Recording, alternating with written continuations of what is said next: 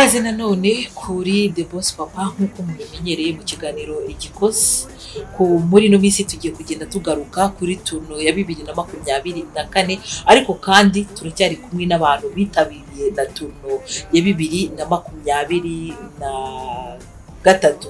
Rero kuri ubu nzanye umutoza uhagarariye ab'i Kigali cyangwa se umujyi wa Kigali kugira ngo nawe tuganire atubwire uko byari byifashe. Iyi turno rero nk'uko twagiye tubigarukaho ni turno ihuza abana bo hirya no hino ariko bafite impano yo gukina umupira w'amaguru, bafite imyaka iri ubwo nabyita nka under 21. Ni ukuvuga ngo rero kuri iyi nshuro rero ndagira ngo nawe tukwakire, watangira wibwira abakunzi ba The Boss Papa. Murakoze cyane, natwe twishimiye kuba turi kumwe namwe muri The Boss Papa. Nitwa Kize Yasini, nkaba ndi umutoza uhagarariye zone y'umujyi wa Kigali. Yasini, witabiriye turno ya 2023. Niki kintu yagusigiye muri rusange nk'umutoza ndetse n'abakinnyi? Navuga ngo mbere na mbere nabanza gushimira ubuyobozi bwa Tsindabatsinde Football Academy. Ni ibintu byiza cyane, ni abantu bigaragara ko bafite ibintu bifatika, ibintu navuga ngo twari dukeneye mbese mu Rwanda. Kuba dushobora kuba naho abantu bashobora kwitangira umupira w'amaguru, bagafata umupira bakawukura ku rwego rumwe bakawushyira ku rundi, bakabasha kugaragaza nyine izo mpano mu gihugu.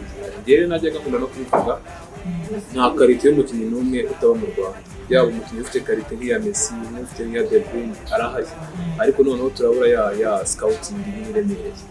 Iyi tournament rero yateguwe na Tsindabatsinde Football Academy, navuga ngo ni nka zahabu tubonye, ahubwo tugomba kuyiprofita ndetse tukayikoresha neza, kubera ko aba basore bakiri bato bafite imyaka munsi ya 21, umwaka ushize twarakinnye byagenze neza, ubu nabwo turifuza ko tuzakina bikagenda neza, hakagira abagaragara ndetse bakabona ayo mahirwe yo kuba babona amakipe hanze y'igihugu nk'uko irushanwa ariyo ntego yayo.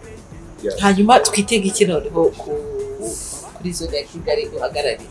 Icyo tumwakwitega, ntago ngewe twe ntago tuje guhangana, ariko tuje kumurika izo mpano, kumurika no kwigira no kubana no kureba abo turi kumwe mu irushanwa ese bafite iki.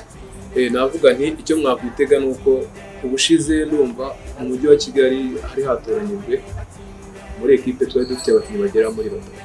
Uyu munsi rero muraza kubona izindi zahabu noneho zifite agaciro kari hejuru cyane. Muraza kubona izindi mpano nziza cyane kandi ziri ku rwego rwiza, zishobora guserukira igihugu cyacu, bakazagira n'icyo bamarira igihugu mu gihe kizaza muri football.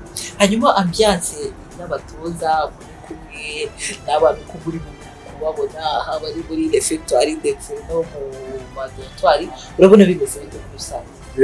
Ibintu biteguye neza, yaba abana mu buryo bwo kuryama, uburyo bwo kwitabwaho, kuvurwa, uburyo bwo imitira, ndabona abaganga barahari, uburyo bwo kurya, ibintu bimeze neza, mbese ni ibintu biteguye neza cyane, biri ku rwego rwiza, turabyishimiye mu make kandi turashimira ubuyobozi bwa Tsindabatsinde.